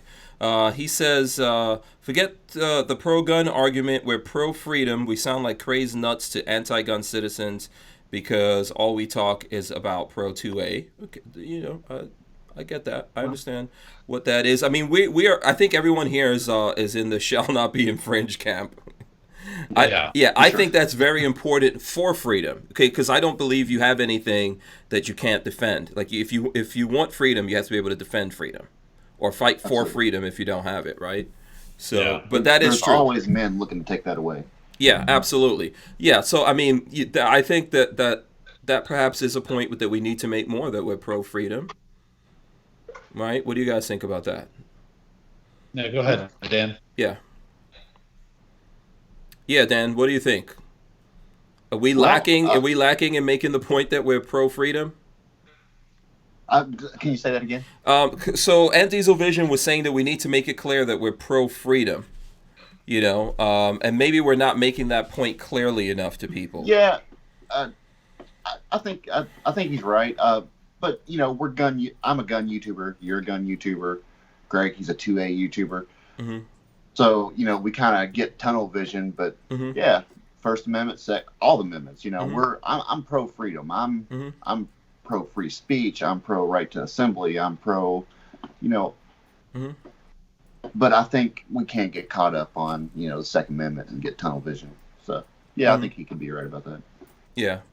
It's a tough thing. I don't know if, you're right. I think that because of what we do, we stick to that. But I think we try to make that point that we're pro-free. Look, that's the reason why I didn't call this podcast the Second Amendment podcast specifically. I called it "Who Moved My Freedom," and I try to I don't just talk about guns. I try to talk about lots of things that I think are related to freedom. But maybe we get caught up in this stuff because it's what we're passionate about, and we talk about the guns, and I think even as Greg made the point, it's not really the guns, it's the Second Amendment.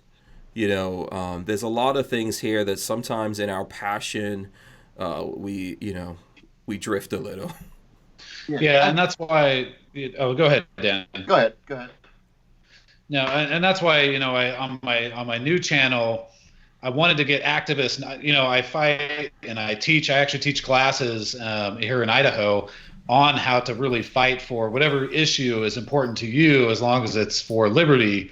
And that's why I got the new channel up, was because I wanted to teach more people in other areas of fighting for liberty how to do the type of politics that we do, which we call confrontational politics.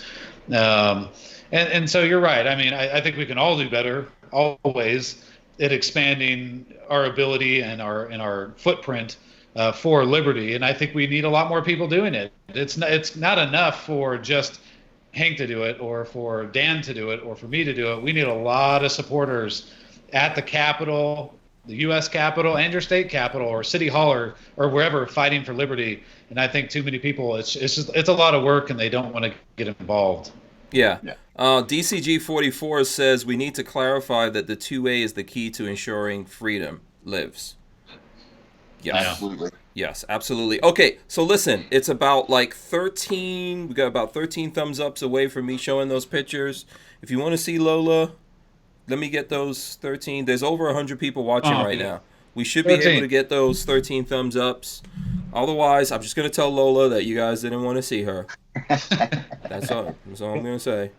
I'm not, I'm going to say, hey, I didn't, they didn't want to see you, Lola. They just want to see me because I'm the better looking one. I understand that. So come on. I know you guys are out there. Wake up. Smash the thumbs right now. Yeah. 104 on my end, so you've got 11 more to go. I'm showing 11 more to go. Oh, come on, people. Okay. All right. Yeah. So let's make it happen. Lola. Yeah. We got, it's a call to action. We got to get the people to activate. Call to action. And do something. Six more. Oh, really? Okay, we're getting there. Oh, see, it's just ironic. You got to actually make the people do something. They forget. They're passionate too, right? They forget.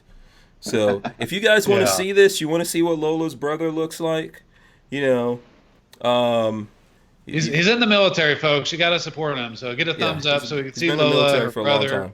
Yeah. Okay. Two more, Hank. Yeah. Safety Harbor. Walter says he misses Lola. Yeah. Okay. I know. by the way, Walter's coming back Monday. He is back in the United States of America. I tried to get him deported at the airport, but it didn't work. Yeah. There you go, Hank. You got 100. Okay. Cool. Well, okay. I don't see 100 up here on my thing, but okay. I believe you, man. I believe you. We got 100. Okay. So let's jump into this real quick then. Let's do this since we got the 100. Boom! There's Lola. There you go. Lola doesn't wear dresses when she's over here. So this is her brother. I can't see. He's got a bunch of stuff there on his. So I was never in the military, so I don't know what any of these things mean. To be honest with you, I guess if someone I was in the military, but I can't see what you're looking at. Yeah, you can't see this. Can't see yeah, this is coming up on the. So this will be on the actual broadcast that's going on, which is a little bit behind. But this is Lola's brother, Fred. There he goes with Lola. Let's go. Let's see. Okay. Let's go to another one here. So here are both of her brothers. So here's Fred. That's her older brother. And then this is Sam, her younger brother. So there they go. And then let's see. Here's another picture with Lola and her brother. There he goes. He's got that. What is that? Is it a beret, that thing? I think it's called a beret. That's a very nice one. There you go. So shout out to Sergeant Major Fred out there. Cool. He's a sergeant major. He's like a military lifer, that guy. So he's a good guy. To be sergeant major, you have to be. Yeah. Yep.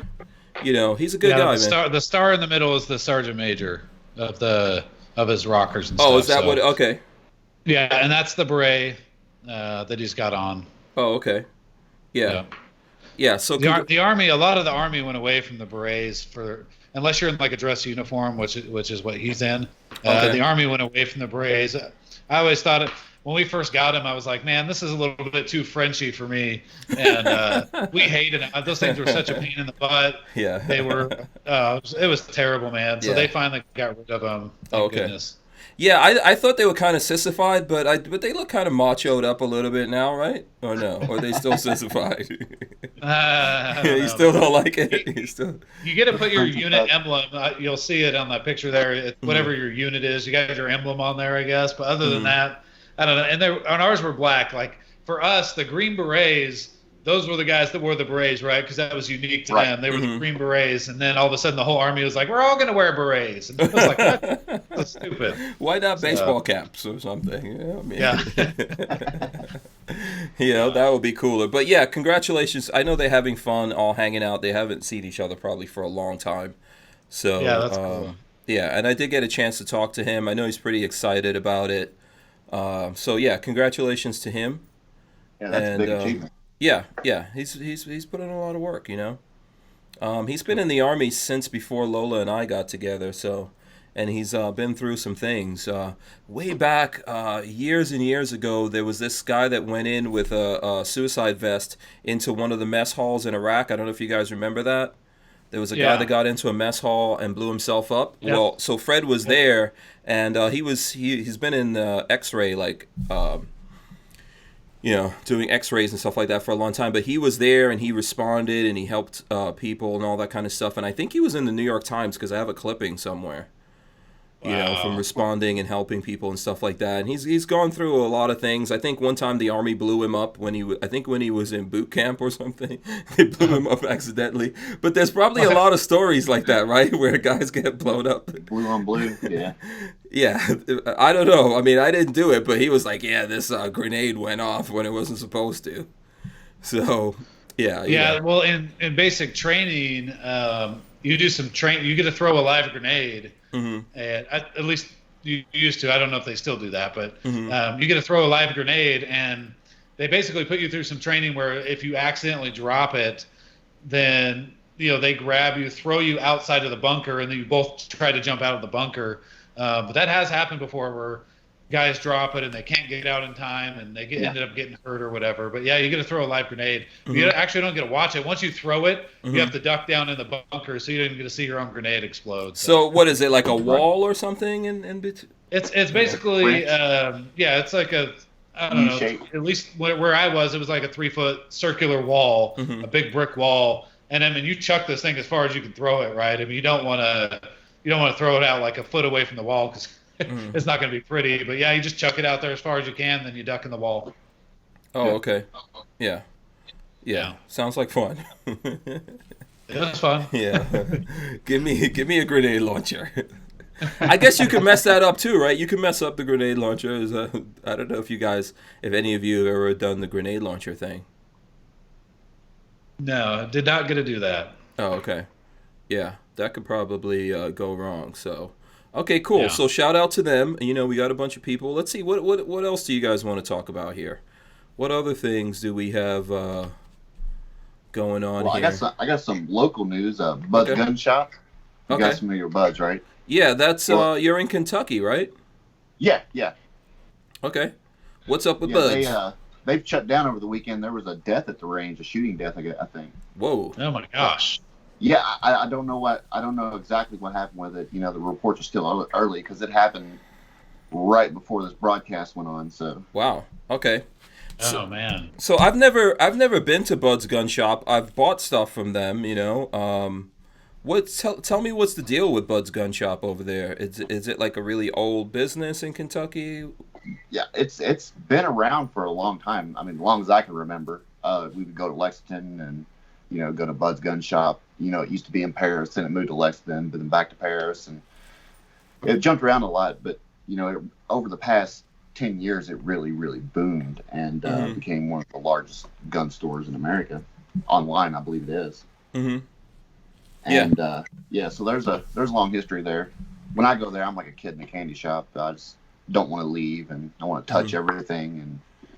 And is the store real like high tech inside, or is it just a big warehouse? I don't think I've ever seen any videos nice. Or anything.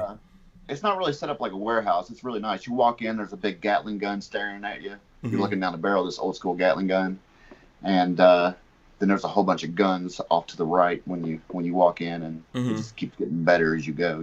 So. Okay, and so there's a what was that, Greg? Sorry. No, that's crazy, man. Mm-hmm. Oh, jeez. So there's a range there, and you're saying someone got hurt on the range? Yeah, I believe so. A body was found on the range, so I guess one of the workers came down and dead person. So wow. Yeah. Okay. Yeah, that's terrible. Shout out to C4 Defense, by the way. I see C4 Defense is in there.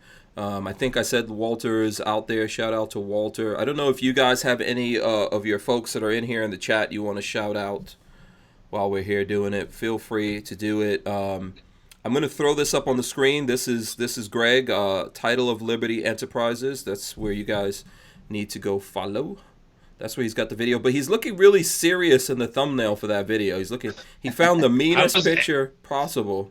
I was angry, man. Marco Rubio's pissing me off. He's making my job harder because here I am trying to stop red flag laws as a leader in the gun rights movement, and I got Republicans stabbing me in the back. Lion Lindsey Graham and little Marco Rubio were screwing us over, and so I was pissed. Yeah, and I let his staff know, and then eventually I let him know too. Marco Rubio makes me mad every single time, man. He's always like ready to sell out the people who support him to become president or whatever it is. It just makes me really like, just have a backbone for once, man. Right. You know, just Is Rubio actually your senator for your area in Florida? Or? Well, he's more. I think he's more like he's more like the Miami area. I don't know how we divide. We got two. We got two, right? Yeah. Hank. Yeah. No, the way the U.S. Senate works is both senators represent the entire state. So it's the entire state, right? Okay. Yeah. So now it's not like the congressmen. Yeah. Okay. Right. Yeah. Your congressmen are divided up, but the way the U.S. Senate works, it's both of them represent everybody. Everyone. Okay. So now we got Rubio and we got Scott representing everyone. Yeah. Well, representing is probably a bad term with those two. Yeah. But they're supposed to represent you, and honestly, that's the one thing I wanted to tell him, and I think I did it twice, if I remember, in that conversation, was gun owners are pissed. Gun owners are furious about this red flag issue, and that he's a part of pushing these unconstitutional. That will stick with him. I promise you that is going to stick with him. He may not care in the end. He's going to remember that I told him gun owners are pissed about what's happening. When does Rubio come back up for re-election, or is he planning on running against Trump? Probably. How much you want to bet? No, he's not. No, he's not. Okay. He's not. Nobody's going to challenge Trump. Nobody seriously. So he comes back up for re-election when? Because I think he was at that Orlando Trump rally supporting Trump. Probably. I think I saw. He was. Yeah. So when is he up for re-election? When can we get rid of Rubio? Yeah, I'll try to look it up here real quick. I know. That's a good question. And that's the problem with the U.S. Senate. It's every 6 years, and so you can basically do something stupid in the first year of your election, and then hope that everybody forgets 5 years later. So. Yeah. Pixamite wants to know what part of Kentucky is Dan from? What part of Kentucky are you from, Dan? I am in northern Kentucky. I'm right along the Ohio River. Oh, okay. And then just let people know what the channel is, Gun Doctor TV. What other stuff, like where else could they find you if they want to see what you're doing? I am pretty much everywhere. I'm on Facebook, on YouTube, BitChute, Gunstreamer, YouTube, all the stuff. You're on everything. Oh, yeah. He's on He's it. like chlamydia. He's everywhere. Hey, listen. I used to be on BidMe before that was no longer a thing. So. Yeah. He's like, can I put videos there? Okay, I'm going. So what kind of videos are you working on, man? What's the latest video you put out? Well, I just did a review of the Sky CPX3. They sent that up to me, and so I put it through its. I still got a few more tests to run with it, but I put it through its ringers and really put some rounds through it. Okay, how is it? Really hurt the wallet. The 380 rounds aren't the cheapest, but. Oh, really? Okay. Yeah. So how is that gun? I'm a fan of it. Okay. They've done some improvements over the original 2 and the 1 model. So okay. Yeah, I mean, I think initially, basically, that was like a clone of the Kel-Tec. What is it? One of the Kel-Tec 9mm. Yeah. The original one. Yeah. I think you're right. So they've upgraded from there, right? Yeah, they've improved it. They got a different locking system. Okay. The way to slide and barrel lock up. I remember Sky had this policy where Sky, if your Sky was stolen or something like that, and you had the police report, they would replace it. But then I think a whole bunch of people went and made fake police reports. Yeah.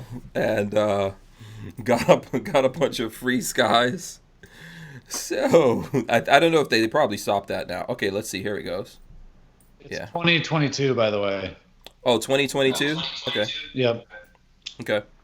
Yeah, okay, so there goes the Sky. Let's see. Yep, that's a CPX3. And it's cool. It comes with 3 10-round magazines when you buy it, so Okay. that's a whole lot of screaming hot stuff at throwdown range. So So you like 380, but it's too expensive? yeah, well, I'm a fan of pretty much anything. I like 22s all the way up to 50 BMGs, so you're never going to hear me down any kind of caliber. I'm a gun guy, so Yeah, it's, bang them all. Pretty much all for me. Yeah, bang them all. Okay, so DCG44s wants to know if the trigger is better. No, it's not. Okay. I mean, it's a pocket gun. You don't want something with a hair trigger, you know, jangling around your purse or your pocket or what have you. Yeah.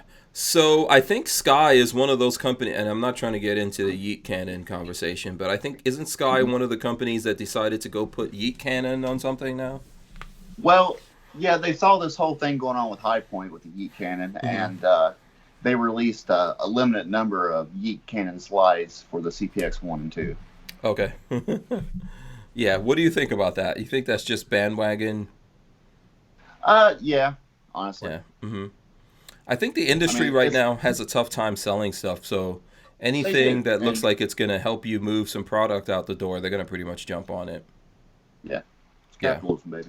Yeah, absolutely. Yeah, that's how it is. I think there were like 6 companies that all of a sudden had something with yeet cannon. I don't know if you were up on this, Greg. I don't know if you know about the Aero Precision. They released a lower, I believe. Yeah. I do not. Yeah. I do not. You don't know about the whole yeet cannon thing? Maybe we should have Dan explain He's been too busy yelling at senators. Yeah. Honestly, that's the funny thing. People talk to me all the time because I do Second Amendment politics. They're like, "Oh man, you must have like 50 guns and all this stuff." And I'm like, honestly, no. I wish I had 50 guns. I can't afford 50 guns.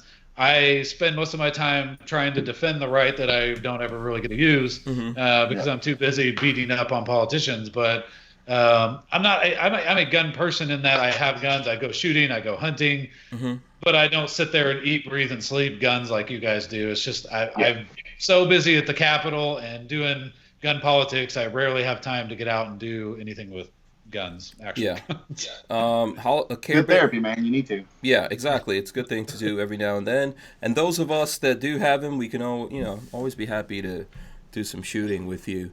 Care Bear on the Holiday Road says WTF is a yeet cannon.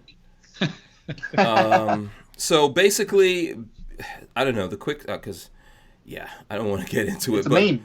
Yeah, it's basically a meme that's going on because High Point is coming out with the new C9 pistol, and they decided to do a competition to name it. People voted for a bunch of things. The thing that won the vote was yeet cannon, but High Point eliminated that from the running, and then people got really mad. Then HK decided to troll High Point and say, "Hey, if you name your gun yeet cannon, we'll name our gun yeet cannon, and we'll do a photo shoot with you." And it all got crazy, and then High Point backed off, and then everybody and their mama started putting like I think Aero and PSA did a yeet cannon lower. Okay. Yep. So then there's a bunch of people. There's a bunch of people that are jumping in on that thing. I know yesterday I was talking to my son about it. I asked him here on air what it means, but then I didn't ask. I asked him what yeet means, but then when I got home, he said, "Why are you asking me what that means?" Whenever his old man figures out some kind of slang, it doesn't compute in his brain. So I said, "Oh, someone was saying that this thing was a yeet cannon." And then he told me basically to the young peoples, that means it's something that you could throw away. Yeah. Yeah. You yeet it, you throw it. Yeah. Oh, so you know about this, Greg. Where were you yesterday? What? No, I have no idea. Oh, I'm sorry. I'm sorry. Dan knows about this. Dan, Dan. That was Dan. Yeah, Dan, why didn't you tell us this yesterday? Oh, well, I don't know. I was just letting it play out. Oh, okay, fine. Greg, I know you're kind of running short on time here. Yeah, okay. Do you have to go right now? Yeah. Okay. Here in about a minute and a half or so. Okay. I got a staff meeting. We were actually planning out how to beat up on more politicians. So okay, cool. I'll give the floor. I'll give the floor to you in whatever time you do have before you go, so you can tell the people, whatever it is you need the people to follow, to support you, etc. Just hit them with it right now. Okay. And I appreciate you having me on again. It's a pleasure as always. And I figured you would enjoy my beating up of Marco Rubio just a little bit. He got challenged a little bit, and that was really exciting. But honestly, guys, if you can, go watch that video. And there's even some things in there that I wish I wouldn't have said. As far as I think I say I'm with the American Firearms Coalition, man. I mean, at that point, there's stuff I wish, and I know that I can do better. But the bottom line is, I confronted him in a respectful way. We had a back and forth, and that's what we need gun owners to do all the time, is to confront these folks. I've got a Cory Booker. I confronted Cory Booker. Same thing. I didn't care who he was. I didn't care what his position was. He's a guy who's on the wrong side of the Second Amendment. So I did my part as an activist in trying to hold him accountable. And at the very least, he's not going to listen. He's not going to change his mind, but he's going to know where I stand. And I was representing you guys as gun owners while I was at the Capitol and in the White House and in D.C. in the swamp, trying to represent you guys. So if that's the type of style of politics that you like, the confrontational style, holding these guys accountable, that's what we do at Title of Liberty Enterprises. That is our objective, is to hold these guys accountable and to teach you, not just on guns, but on any issue, how to hold these folks accountable. So if you like that kind of stuff, you can go subscribe and watch some of the videos that we put out. But we appreciate you, Hank, and everybody make sure you're subscribed to Hank and helping him out financially to keep him going. Yeah, thanks, Greg. It's always good having you on, man. We've got to make sure that we get you back in here a little bit more often. Thanks for doing all the stuff that you do. We appreciate it. I don't know if you have any last words for Dan here. So Dan and I will be here. Dan, I don't know if you have any last words for Greg before he gets out. Yeah, just great job, man. I was so happy to see that video, and I really enjoyed that. I got my wife and showed her, and yeah, we really enjoyed that. Just keep up the great work, man. That's awesome. Yeah, you as well, and enjoy constitutional carry, brother. Welcome to the club. Yeah. Yep. Yeah. We didn't even get on Hank. Get on your people there in Florida, man. Yeah, man. First, we have to get rid of people like Rubio and all these other guys that are here, and a lot of the state senators and congressmen too, man. Yeah, those guys are the worst. So we definitely have to do that. Thanks a lot, Greg. Appreciate all right, guys, you, man. Take care. All right. Yep. God bless. God bless you too, man. Okay, so Dan and myself will still be here, chit-chatting with you dudes. We'll be hanging out with you. I don't know if there's any other questions out there for you guys, for either myself or Dan. Let us know right now. I know Greg just mentioned constitutional carry, so how you feeling about that, man? You walking around with a big AR pistol? What's going on? Yeah, I'm really excited about constitutional carry. A lot of people don't really understand what it is, and there was a lot of people voicing their concerns about, well, what's this going to do with the criminals? The criminals, well, don't have nothing to do with the criminals. It's for law-abiding gun owners. Yeah. And why are we worried about the criminals when we're making laws? They don't follow laws. That's the whole meaning of criminal. We've been screaming that for years, man. It's almost like screaming at the wall at this point. But my wife and I, we've started a program, and it's still in the early stages, where we're teaching people for free. Twice a month, we hold class. We teach people about Kentucky gun laws, where you can carry, how you can carry. We teach, proper handling, firearm storage, all the good stuff, and we don't charge anybody for it. It's free of charge. And I think a lot of us people, we need to be more proactive in the community, not just on the political side, but with relationships with people, with our fellow gun owners and potential new gun owners. So yeah, I agree. I think that was my whole idea behind it. Okay, cool. Now let's see. There's a couple things going on. 762 says Gorn. Okay, we'll show something. I'm sure Dan has something over there. Walter wants to know Knob Creek. Dan, do you do Knob Creek? I've lived in Kentucky my whole life, and I've never been to Knob Creek. I'm dying to go. Okay. Yeah. Yeah, Walter does it. He tries to do both times in the year. I don't know. Are they still doing 2 times a year? I think so. I think so. Yeah. So if you want to go one of these days, talk to Walter. He always has a table over there. You can go hang out with him. He's a good dude. Sure. Yeah. For sure. Let's see. Okay, here's a question from Mercenary BDU. Okay. How about Greg and Mac on your show at the same time one of them days? I've actually had Greg and Mac on the show at the same time in the past, and we could probably make that happen again. I know eventually what Mac wants to do with the Live with Mac is have some people come on. What we're trying to do is work out all the details of everything that we're doing. So eventually we are going to do that. Right. Yeah. So, like right now like every time we're doing it now, I think we've done it maybe 3 or 4 times. There's always one problem or another. We're trying to work that out. So, Right. But the intention is as we keep doing this, that we do have some other people come on. So it's definitely going to happen. Yeah. Let me see. What were the other things out here? Was there anything here that you wanted to respond to? Okay, where's the Gorn? Where's the Gorn, man? What you got? All right. I got the Bretta CX4 Storm. Oh, okay. Nice. 45 ACP. Okay. Now this is the one. They don't make this one any longer. They make the 9 and the 40 still, but this one it's a little rarer.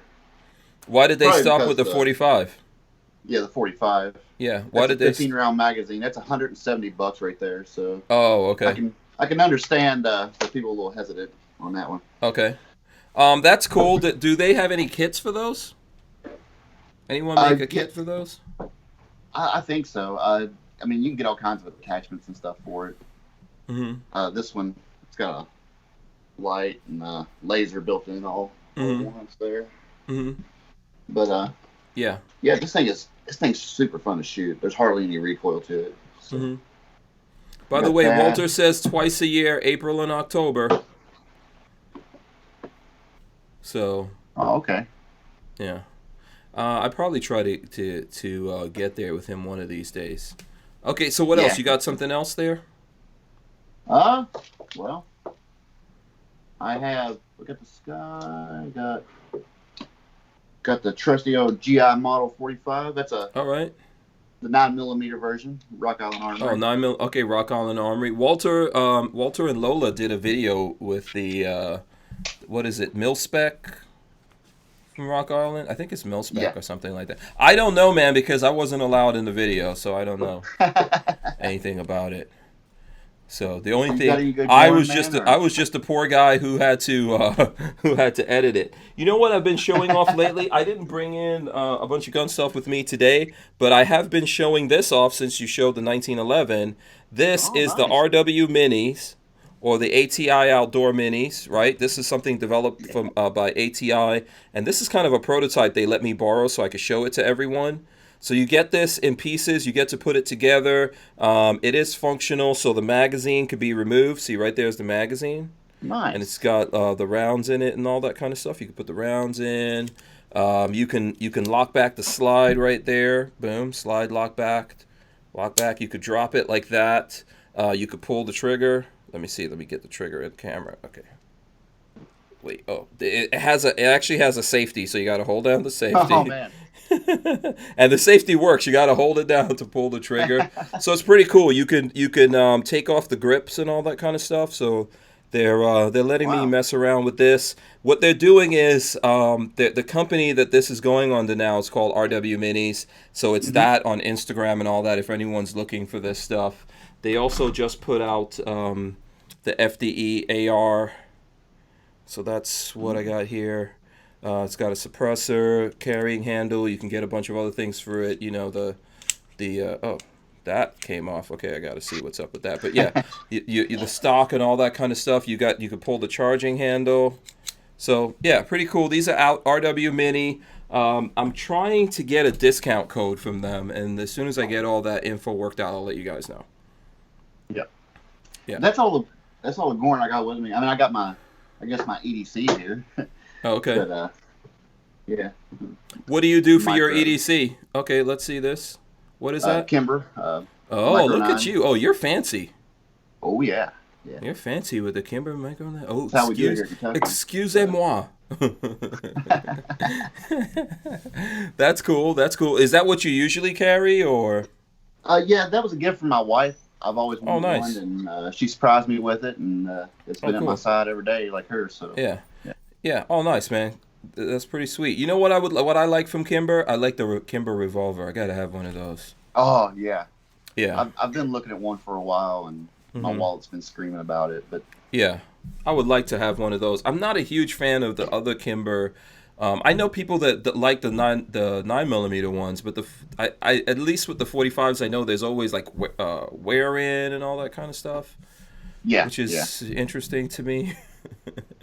You know, I'm not a, not a big fan of that. But that revolver was nice. Yeah, I don't know if you've ever shot it anywhere, but I've shot it. I have, and it's operates so smoothly. It's awesome. Yeah, I definitely want one. Yeah, Walter's calling first dibs on the 45 Mini. Okay, got you covered. Actually, Walter and I are going to be working on a 308 project coming up soon with the guys from GunTech. Let me see, where's my GunTech thing? I don't know if you're aware of, you're familiar with GunTech. They're in Arizona. They make a lot of parts. Boom, shout out to GunTech, the guys at GunTech. They make a lot of good parts, and we do builds with them from time to time. So Walter and I have a 308 build that's coming up. It's really Walter's build. But we'll be showing that to you guys pretty soon. I didn't bring in the parts today, unfortunately. So, mm-hmm. What else? I was keeping track with Walter as he was doing his European tour over there. Okay. Mm-hmm. And I was a little worried he was going to turn to liking monarchies. Yeah, Walter was over in England for a while, right? You got to worry about him a little bit, man. Yeah, I was. People were like, "Yeah, is Walter coming back, or is he defecting to France or something like that?" You know what I mean? But he was having fun. He went with a military vehicle. He's gonna get. By the time he hears that, he's gonna be mad. He can't defend himself until Monday. So whatevs. That's when I have to go in after him. But listen, I think he had a good time. I think this year was kind of rough. Lots of stuff going on with everything, the whole ATF thing, and just lots of stuff going down, I think. So it was cool for him to get away with his friends. It looked like he had fun. I want to know if he bought any military vehicles over there, man. Yeah, I was kind of wondering that myself. Yeah. And which one am I getting? Man, yeah. I like to get my hands on that. Yeah, I saw him. He was showing pictures of a Defender, so I'm wondering, like, is there a Defender in my future? Yeah. Did Walter buy me a Defender? That would be cool. He says he was pubbing. That would be cool. He was pubbing in England, so. Pubbing in England. I would love to have a Defender, by the way. Very nice. Yeah. Defenders are really cool. I would totally rhino line that bad boy. Or put Kevlar or something. Kevlar coat it. Now that's a trip I want to make one day. I want to go visit the beaches of Normandy and see some of those memorials, and so that's a dream trip of mine someday. Yeah. Did you have anyone in the family that was in World War II? Yeah. Both my grandfathers were. Okay. My grandfather, he was shot in the head. They put a steel plate in his head, and I guess he held his arm up right before he was shot, so it went through his arm into his head, and so he suffered that the rest of his life, and he taught me a lot, and I guess that's where a lot of my admiration for war and the history of our country came from, was really from my grandfather. So okay, yeah, man, that's I'm sure that was pretty tough for him. Yeah. But Walter, he didn't use it as a crutch. He right. Those guys were tough, man. Those guys were tough from back then. Oh yeah, different breed for sure. Yeah, I mean the guys who are going out there now are tough too. I'm not trying to say that those guys aren't tough. I mean, there's different levels of toughness. I mean, I think that how those guys had to live every day. We couldn't live like that today. No. I mean, when they were here in America and stuff like that, it's a pretty tough deal, pretty hard working, no matter how, I always think, no matter how much stuff I think I'm doing, I'm like, listen, my parents, my grandparents, they had to work harder than this. Right. They suffered more than this. There's things that I have access to today that they couldn't even dream about it. Right. So. It's because of that work they put out that we can enjoy today, Yeah. So. Yeah. Walter says maybe a tank, maybe an APC, maybe a Defender or two. Okay, yeah, I need to have one of those. Trip to Florida. Yeah, I'm telling you, one of those Defenders better be for me, Walter. That's all I'm saying. Better be the Hank Strange defender. That's all I know. Yeah, interesting, Walter. Yeah. But I'm sure those are probably on a boat, and that's going to take forever to get here. But it's fine. I could be patient and wait for, you know. He says a Mini Cooper with a Ma Deuce. You can get, you know I'd what? take that. You can get Mini Coopers. Those old classic Mini Coopers that they have in England, those are the ones to get. Yeah. Yeah, those are those like if you're gonna get one, that's like old school basic. It's pretty much like a Model T. Yeah. I feel like the M2 would make it tip over as you're firing, though. It would be fun though. It would be, wouldn't it? You just put another one on the backside and shoot yourself back up. That's how you do it. Yeah, absolutely. Okay, DCG44 says the poorest people in America have it pretty good. Yeah. Yeah. That's the thing. That's something that I would like everyone to remember. Look, there's people in America that are really suffering. There's people that it's a pretty tough life for them. Some people are living really at like third world country levels of bad. Yeah, for sure. And at the same time, there's people in third world countries that are living like Trump never lived that awesomely. Right.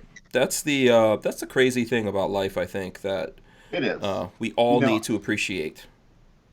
When I was growing up, I didn't even have running water. Mm-hmm. We had an outhouse. It was, we drew our water from a well with a bucket. So, yeah.